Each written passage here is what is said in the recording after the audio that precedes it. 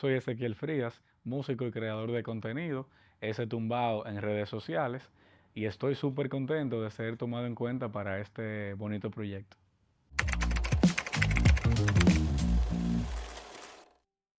Mi primer acercamiento en teoría fue muy pequeño, 4 o 5 años. Un tío estaba viendo una grabación de un concierto de Johnny Ventura y en el concierto él había invitado a un flautista puertorriqueño a tocar a dúo, flauta y tambora, Noche de Paz. Entonces yo vi la flauta, yo no entendía realmente lo que era. Quizá porque mi abuelo era tamborero, sí, como que estaba ahí esa chispita. Yo veo la flauta y la señalo y siento, ni siquiera lo dije, y recuerdo que yo sentí, yo quiero eso. Ni siquiera tocar, porque es como que yo no concebía cómo funcionaba la música. Y yo simplemente sentí que yo quería eso. 5 años, 6 años más tarde, en una fundación que fue allá a la comunidad, mi mamá me inscribió y daban clases de música. Yo le decía a mi mamá, mami, yo quiero eso, mami, yo quiero eso, inscríbeme en la música, inscríbeme en la música. Mami me inscribe en clases de flauta dulce, la flautica chiquita, cremita que le ponen a uno en la escuela. Y empecé a tomar clases.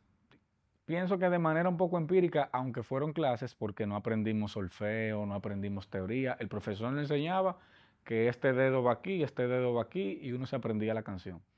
Pues hubo una situación en esa fundación y yo sentí que el profe fue como un Robin Hood de la música y nos regaló a los estudiantes más avanzados flautas.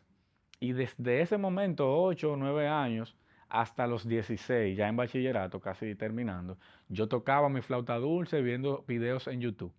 Luego llega una fundación a la escuela donde yo hice el bachillerato y lleva otro proyecto musical, pero en esa escuela daban clases de violonchelo. El violonchelo lee en una clave, o sea, los símbolos son diferentes a la flauta. Y yo me salí de las clases porque yo sabía eso. Yo dije, yo no quiero aprender violonchelo, yo quiero aprender lo que se necesita para tocar flauta.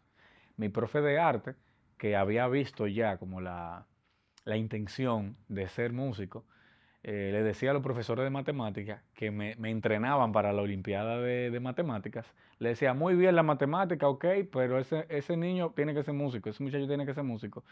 Y le pidió a la directora de la fundación que si no había una flauta, que si no había una flauta. Entonces me prestaron una flauta, eh, quizá no en muy buenas condiciones, pero eso era lo que había.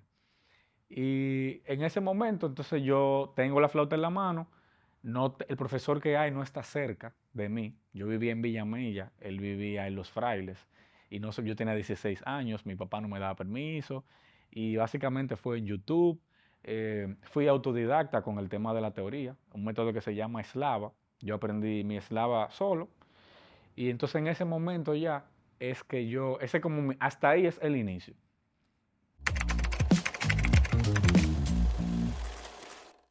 Yo pienso que la influencia es muy importante de las personas que yo escuchaba, pero también el tema de la formación.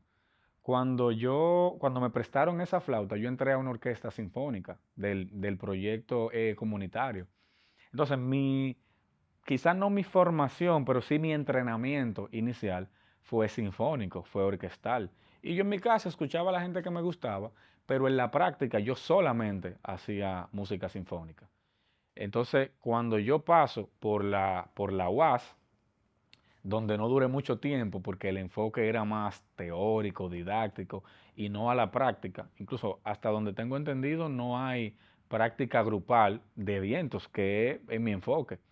Entonces luego paso a la UNFU, donde pude conseguir una beca y ya en este entrenamiento en la UNFU, donde sigues tocando, donde hay un concepto más de jazz y música popular, esa, eso hizo que mi entrenamiento evolucionara. Entonces yo paso de un entrenamiento completamente sinfónico a un estilo más contemporáneo, a otro tipo de ensamble, tocar solo, tocar a dúo, tocar a trío, tocar en cuarteto. Y yo pienso que por ahí va la cosa. A nivel de influencias, Néstor Torres, yo diría que fue un pilar. Néstor Torres, Johnny Pacheco, muchos flautistas cubanos y como de la zona caribeña, latinoamericana. Y me gustaría decir, aunque se sale un poquito de la pregunta, eh, que esa transición de la UAS a la UNFU me marcó mucho. Primero porque cuando yo salgo de la escuela, en casa no había dinero para pagar una universidad. Entonces, antes de yo decidir estudiar música, porque estudiar música es un gran paso en un país con una cultura donde se piensa que la música no es una carrera, yo digo, bueno, no hay dinero y estudiar música no es una opción. ¿Qué yo voy a hacer? Aplico para una beca en el ITLA, me gano la beca, duro ya 2 años, 2 años y medio, pero ¿qué pasa? Aunque me iba bien, realmente esa no era mi pasión. Yo entendía que yo me sentía como un pez fuera del agua. Aunque yo resolvía y bien de notas, bien de calificaciones, pero eso no era lo que yo quería. Pues yo abandono la carrera en el ITLA y paso a la UAS, que es el único sitio donde se da la música. Me doy cuenta que el enfoque que ellos tienen no es el que yo quiero. Y una amiga que la quiero muchísimo, Laura Montero, perteneciente al proyecto Dalias, me dice, Ezequiel, mira, yo estoy en la UNFU, ven para acá. Y yo digo, bueno, yo pienso. Laura estudia en el conservatorio. Siempre he tenido la creencia de que su técnica es mucho más limpia, académica, porque una persona que estudia en el conservatorio, que la mía. Entonces yo digo, si ella dice que a mí me pueden dar beca, es porque ella tiene una. Y le digo, ¿tú tienes beca? Me dice, no. Y yo digo, bueno, pero si a ti no te dieron una beca, ¿cómo tú crees que me la van a dar a mí? Me dice, bueno, pero tú tienes tus cualidades, a ti te gusta la música popular. En ese momento ella era más sinfónica. Y me dice ella, mire Ezequiel, tú estás ahora mismo en el fondo. Y, o sea, yo no sabía lo que yo iba a hacer con mi vida. ¿Qué tú pierdes con ir a intentarlo? Yo digo, tú sabes que tú tienes la razón. Voy allá. En ese momento creo que es el único momento en mi vida en que estos certificados, premios, medallas que uno se gana, yo creo que en mi vida, en 28 años, ese fue el único momento donde yo lo he utilizado. Eh, yo llené una mochila de todo eso. Busqué a la persona con la que yo necesitaba hablar y le llené una mesa de todos esos premios y reconocimientos. Y le dije, mire, eso es una prueba mínima del tipo de estudiante que yo soy. Yo tengo tanto tiempo estudiando música, yo soy de un barrio en Villamella, yo quiero estudiar música y yo necesito que ustedes aquí en la UNFU me den la oportunidad. Si ustedes no me dan la oportunidad, ustedes van a mandar a un joven talentoso de vuelta al barrio y me van a quitar la oportunidad porque esta es la única oportunidad que yo tengo. Pues yo convencí al señor, Silvestre de Moya, siempre agradecido con él, y me dio la oportunidad y me dijo, ven en 15 días y trae una buena audición. Yo me tranqué en mi casa y llevé una audición con música popular y algo académico, clásico.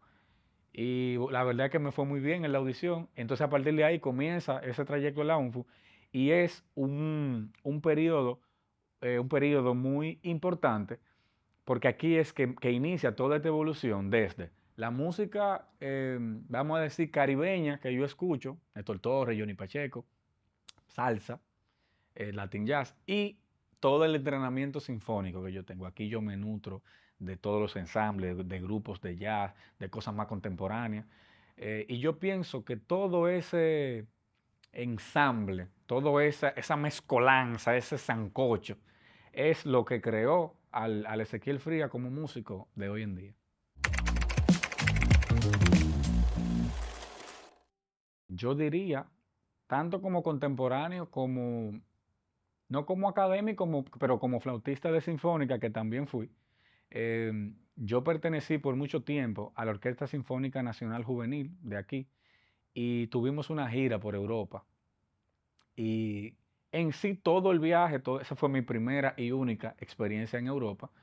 Y de por sí ya ese viaje fue muchísimo para mí, la experiencia de visitar otro país, otra cultura, tocar en otro país. Y resulta que allá nosotros tuvimos la gira, pero también participamos en el Young Euroclassic, que es uno de los festivales de, de orquestas jóvenes más importantes de Europa, y nosotros fuimos representando a la República Dominicana. esa es otra cosa que de por sí ya es muchísimo. O sea, yo ir como flautista principal a Berlín, Alemania, a representar mi país tocando primera flauta. Y ahí me pasó, yo diría que el evento más, que más me marcó, por un lado como por otro. Porque yo tenía un amigo, chelista de la Sinfónica, que lamentablemente murió de cáncer. Y nosotros estábamos tocando una obra de Dvorak, la Sinfonía del Nuevo Mundo. Y el segundo movimiento de esa obra era su favorito. Yo diría que ese era su fragmento sinfónico favorito. Y nosotros tuvimos la oportunidad de tocar esa obra. Y yo recuerdo que había un solo, una parte de un solo, una parte muy importante de flauta, que yo no pude tocar la mitad del fragmento porque yo lo recordé a él en ese momento. Incluso, según la formación de la orquesta, las flautas estamos enfrente y los chelos me quedan a la izquierda. Yo recuerdo que cuando empezamos a tocar, yo me giré y vi a los chelos, los recordé, se me puso la piel de gallina y yo empecé a llorar. Entonces, evidentemente yo estaba triste, pero también eso es como la mezcla de te recuerdo, yo siento que tú estás aquí, me encantaría que estuvieras aquí. Y yo no recuerdo una experiencia en la música, aunque he tenido varias, yo no recuerdo una experiencia que me haya tocado tanto, que me haya marcado tanto como ese momento. Pudiera decir que esa es la que más me marcó. Como mencioné ahorita, yo diría que inicialmente Néstor Torres y Johnny Pacheco en un inicio. Luego yo empiezo a escuchar flautistas de jazz como Frank West, diría que uno de los que más estudié y de los que más me gustan. Y ya a nivel contemporáneo, hay una flautista de hoy en día que se llama Elena Pinderhooks. Creo que su nombre artístico es Elena Ayodel. Ella toca todavía, es estadounidense, y un flautista boricua o cubano, siempre me confundo, creo que boricua, que se llama Jeremy Bosch. Actualmente incluso son mis dos flautistas vivos favoritos. Y bueno, de pasar de un Johnny Pacheco, por ejemplo, que fue una leyenda de la salsa, Néstor Torres, una leyenda del Latin Jazz, a el jazz con Frank West, y entonces luego dos flautistas contemporáneos, eh, Elena Yodel hace urbano pop, fusión, hace trabaja con una serie de ritmos aquí eh, que la vuelven una flautista bien moderna. Y entonces Jeremy Bosch no solamente es flautista, es pianista, es cantante, es arreglista. Y todo ese compendio de cosas me influencian no solo por la flauta, sino por su forma de composición también y arreglo. Entonces yo diría como que esa es la línea de tiempo que ha marcado la evolución y la influencia para el músico que es Ezequiel hoy en día.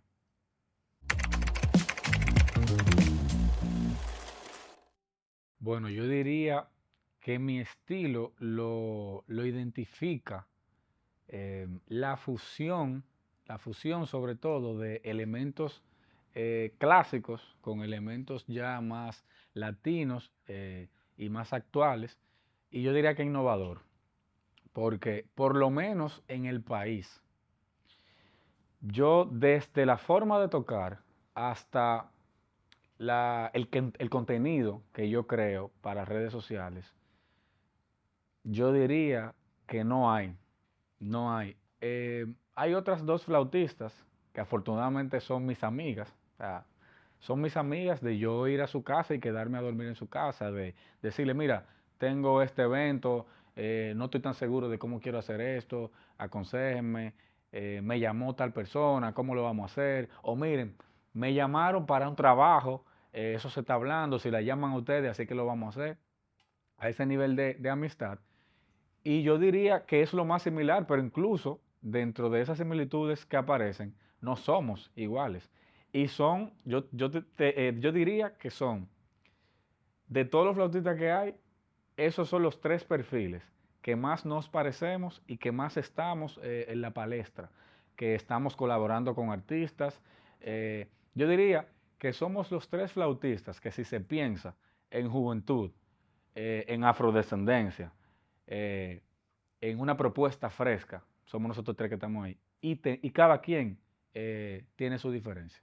Entonces, son como una serie de elementos desde la afrodescendencia, desde la frescura, desde la innovación, desde la mezcla. Entonces, yo entiendo que esos son los elementos eh, que describen al perfil de ese tumbao, de Ezequiel Frías. Honestamente, no me gusta describirme con una sola palabra porque entiendo que una sola palabra no cubre eh, todas, todas esas caras que tiene el proyecto, que tiene la figura de Ezequiel Frías.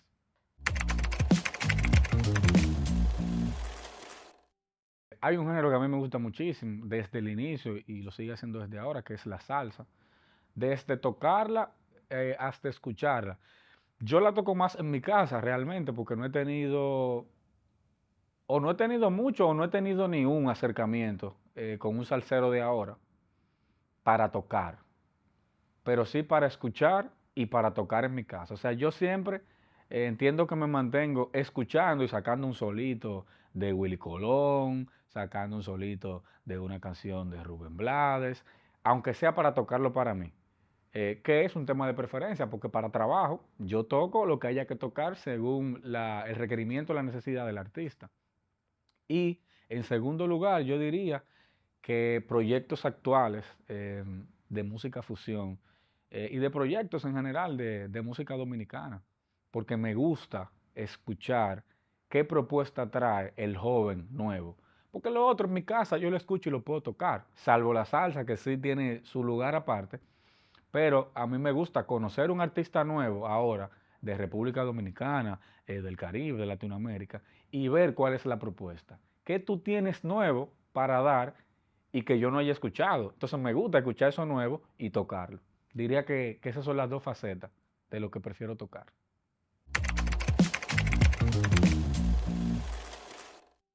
Aparte de los proyectos sinfónicos, que son varios, eh, diría que ahí resalta la Sinfónica Nacional Juvenil, y la Hispaniola Philharmonic, que es un proyecto que yo apuesto a él, de un joven dominicano que apuesta a la música sinfónica y tiene su propio proyecto. De aquí yo he colaborado con Fernandito Villalona, con Maridalia Hernández, he tenido la oportunidad de tocar con ellos. También con proyectos nuevos, o quizá no nuevos de hace un año, pero sí que están emergiendo todavía, como Manerra, Cris Calderón, otros que quizás no han tenido ese impulso y que sean tan conocidos en redes, pero la verdad es que sí, y me siento muy agradecido realmente de esas colaboraciones. Por ejemplo, con Fernandito Villalona, cuando tocamos, yo recuerdo que estábamos en el Teatro Nacional tocando, y mientras tocábamos, yo pensaba, la verdad que esto es una bendición porque a mí me están pagando por disfrutar aquí. Yo recuerdo que en un momento que estaban tocando, hay una parte de los metales, yo en ese momento, justo en ese momento tenía unos compases de silencio para descansar, para no tocar, y yo me volteaba, veía los metales, escuchaba a Fernandito, veía el público, y yo pensaba, o sea, yo pagaría por hacer esto. Y a mí me están pagando por disfrutarme esto. Y la verdad que es una experiencia que hay que vivirla para entenderla. Yo diría que hay dos que son los más importantes.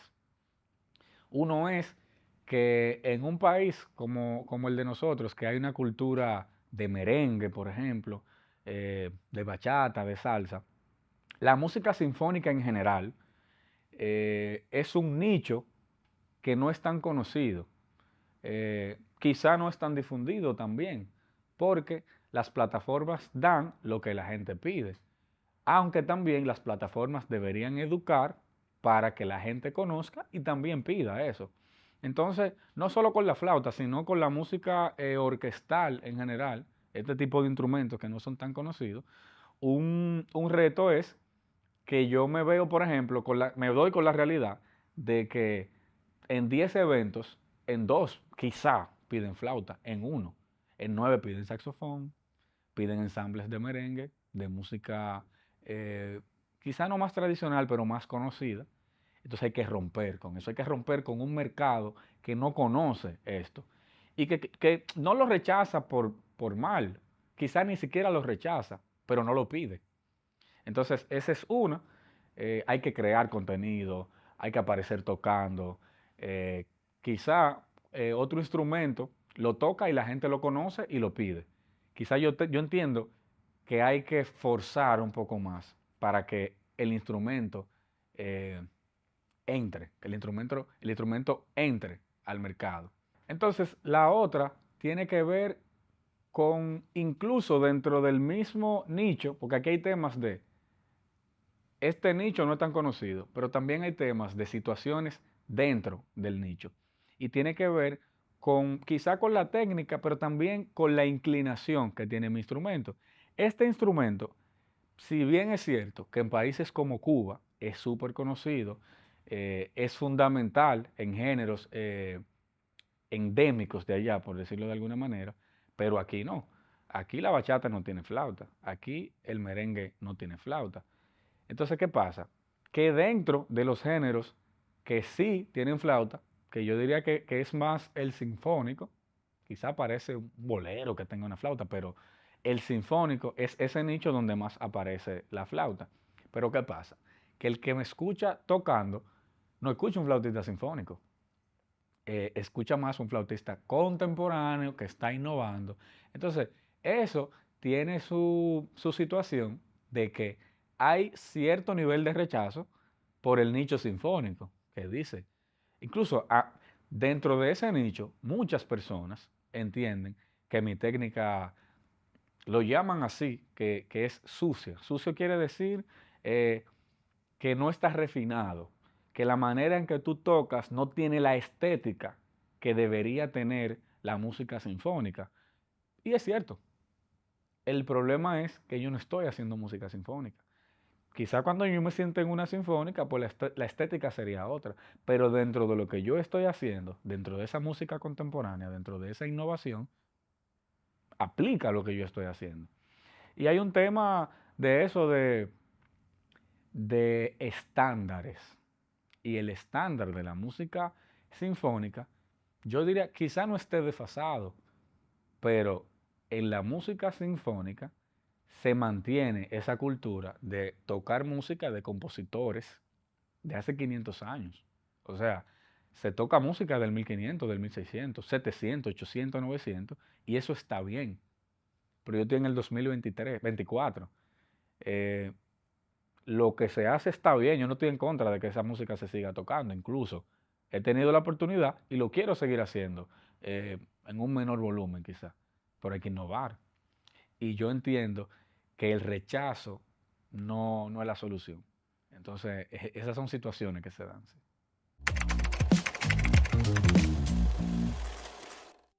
Tiene que ver con la carrera musical tocando, o sea, como músico que toca, que interpreta, y también tiene que ver con la proyección en redes sociales. Porque yo, sin miedo a equivocarme, o con muy poco miedo a equivocarme, yo diría que dentro del gremio de músicos dominicanos, yo tengo que estar dentro del top 3 de, de posicionamiento en redes sociales. Entonces, para mí un logro importante, salir de la silla en la sinfónica, salir del músico que lo llaman un día para tocar, a el músico que está en redes sociales haciendo contenido, no solo tocando, sino hablando de otros temas curiosos en música. Entonces, por ese lado, ese posicionamiento. Y por el lado de tocar, también el músico que no está tocando en la sinfónica esa música de hace tantos años, con una técnica que muchos consideran que no tiene esa estética, pero está posicionado. Entonces, rompiendo esas barreras, estar en la palestra, haciendo ese tipo de contenido, tocando con mi técnica, tocando con mis elementos innovadores y lograr ese posicionamiento. Yo pienso que ese es uno de los logros más importantes.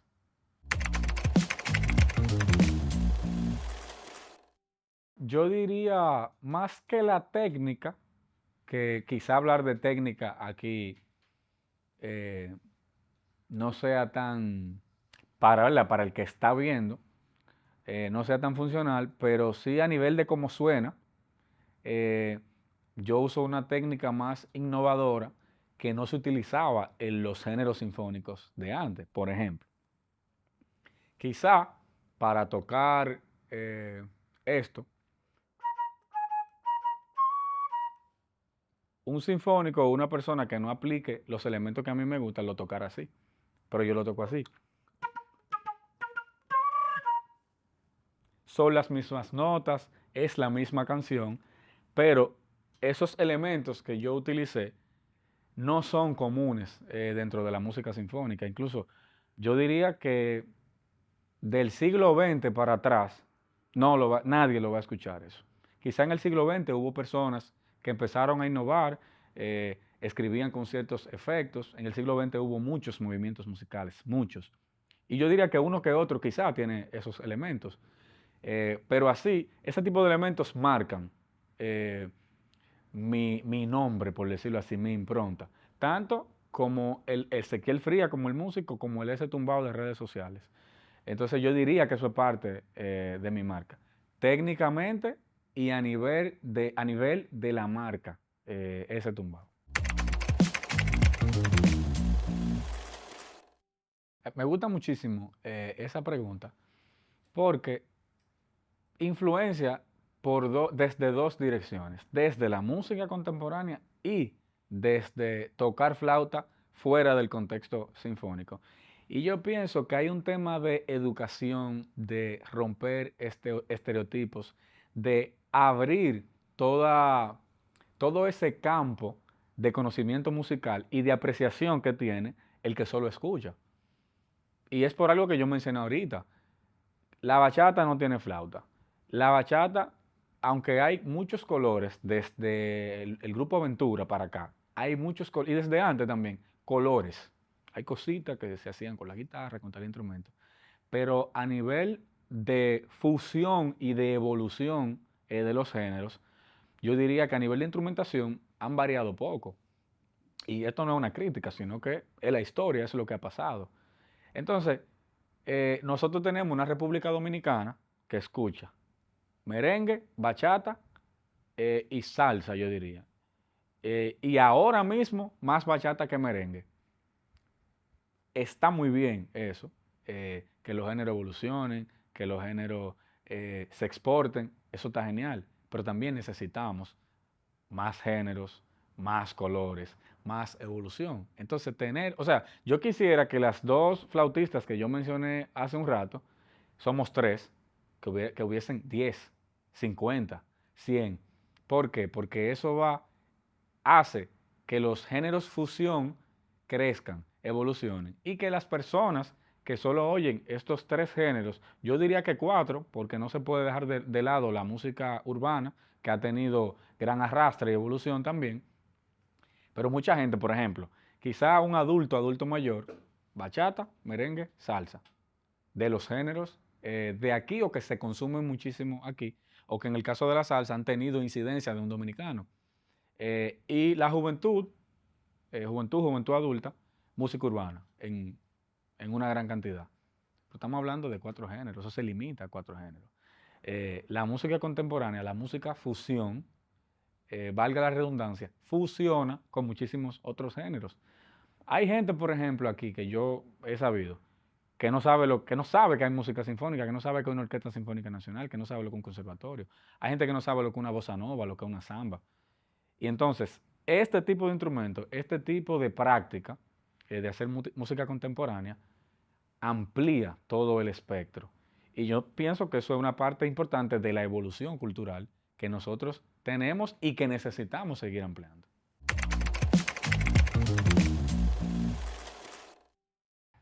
Bueno, yo pienso que la evolución constante hace que todas las áreas, desde la cultura hasta la medicina, la tecnología, siga a la par con los cambios que van pasando. El mundo no va para atrás, sino que evoluciona y siempre va hacia adelante. Entonces yo pienso que no solo un género, un, un área en general de tantas que componen el todo de una persona, que no evolucione se quedó. Y un país, una comunidad, una sociedad, tiene que avanzar. Entonces, esas innovaciones que se hacen en la música, que se hacen en todas las áreas, son necesarias para uno mantenerse al día como sociedad. Y la música no es la excepción. Entonces, yo entiendo que la importancia que tiene la música es la misma que tiene en la medicina, en las comunicaciones, en las telecomunicaciones, en transporte. Y en la música, yo las incorporo primero escuchando música, escuchando a personas que ya lo están haciendo, cómo lo están haciendo y innovando, haciéndolo, experimentando. Esto gusta más, esto gusta menos, esto me gusta a mí más. eh, y con el instrumento es probando, es probando. Por ejemplo, hay una canción, vamos a poner Bésame mucho.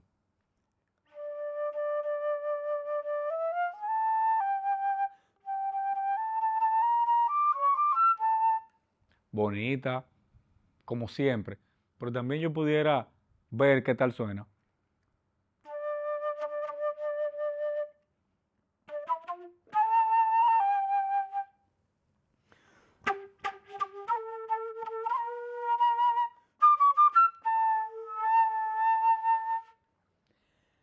Yo no sé si gusta más, si gusta menos, pero probando que uno sabe. Quizá un efecto que yo usé gusta más, quizá otro gusta menos, pero si uno no se lanza, uno no sabe. Entonces, yo pienso que hay que hacerlo, hay que escuchar, hay que tener referencias y uno le da, que yo pienso que en muchos sentidos, desde la persona individual hasta los gobiernos, es probando, hay cosas que, yo pienso que hasta los gobiernos toman decisiones que no están muy seguros o que estamos probando y entonces veremos los resultados. Entonces, eso es como es un ejemplo de cómo yo voy probando. Yo en un concierto eh, intento algo, en otro intento otra cosa y veo. Hay una técnica, por ejemplo, que no la voy a hacer aquí, pero que estoy trabajando, que es mientras yo toco, cantar también. Cantar una nota mientras yo toco otra o cantar la nota mientras yo toco esa misma. La estoy trabajando todavía, estamos en proceso, pero eso es un efecto, por ejemplo. Yo no recuerdo haberla visto. Yo recuerdo haberla visto en otro instrumento, pero en la flauta y en este país a nadie. A nadie. Entonces, cuando me salga bien, seré el primero. Y yo estoy seguro que mañana otro lo va a intentar. Y quién sabe en 5 años o en 10. Entonces yo pienso que hay que hacerlo. Ese es uno. Mi proyecto personal, que es completamente de fusión. Yo quiero fusionar, no voy a decir qué, porque uno no sabe mañana, ¿verdad? Pero yo quiero fusionar géneros X de aquí con géneros X, quizá que están de moda, quizá que estuvieron de moda en cierta década y yo lo quiero arrastrar y que no tenían que ver con la flauta. Entonces, cojo de aquí, cojo de allí, cojo de allí. Yo soy de los que piensan que todo está hecho, pero no todas las fusiones y las mezclas están hechas. Quizá yo me invento un instrumento mañana que es la mitad de una cosa con la mitad de otra, con la mitad de otra. Quizá ese proyecto de, qué sé yo, el swing de Estados Unidos de los 30 con tal género africano, con la flauta, que una cosa no tiene que ver con la otra. Quizás suena bien todo eso junto. Entonces, yo tengo en mente explorar todo eso y nadie sabe si el año que viene o en 5, pero en algún momento tendrán producciones musicales de ese tumbado. Bueno, en primer lugar, que tengan algo pendiente. Si un joven de un barrio en Villamella pudo pasar por estos sitios donde yo pasé, graduarse de licenciado en música, poder estar en un espacio como este, cualquiera puede, cualquiera puede. Que escuchen música, que se rodeen de personas que llegaron a donde ellos quieren llegar, que son motivación y que le den con todo, porque Yo pienso que los sueños sí se cumplen. Yo estoy cumpliendo el mío, quizá a cierto plazo. Yo quiero seguir, yo no estoy ni por la mitad, pero que le den. Y mucha gente le va a decir que no, mucha gente le va a poner trabas, mucha gente va a decir que la técnica es sucia, mucha gente va a decir que eso no va para ningún lado, que le den. Porque las referencias están ahí. Ellos tienen motivaciones, ellos tienen personas que hicieron eso. Y nadie sabe. Quizá ese flautista que está empezando ahora va a ser el mejor flautista del país. Nadie lo sabe. Que le den con todo. Que se abran a todo. Les agradezco a las personas que siguen el contenido, que vean más contenido, que no solamente escuchen la música de aquí, que escuchen música de otro país, que valoren, que apoyen, que sigan apoyando a la juventud. Nosotros necesitamos de ustedes. No podemos hacerlo solo. Y necesitamos ese recibimiento. A veces uno viene con una idea muy loca y el rechazo no ayuda. Quizás hasta un consejo, quizás hasta, mira, yo pienso que tú lo puedes hacer de esta forma, pero el rechazo no ayuda, pienso yo. Quizás hasta, mira, si tú lo haces por aquí, pero ese rechazo de frente, yo pienso que no es motivación para nadie. Quizás para algunos sí, que, yo no puedo. Ok, bien, pero ese trato con amor, ese acercamiento de personas con más experiencia, nos ayuda muchísimo. Gracias por apoyar, espero que lo sigan haciendo, no solo conmigo, sino con otros proyectos jóvenes que necesitamos de su apoyo.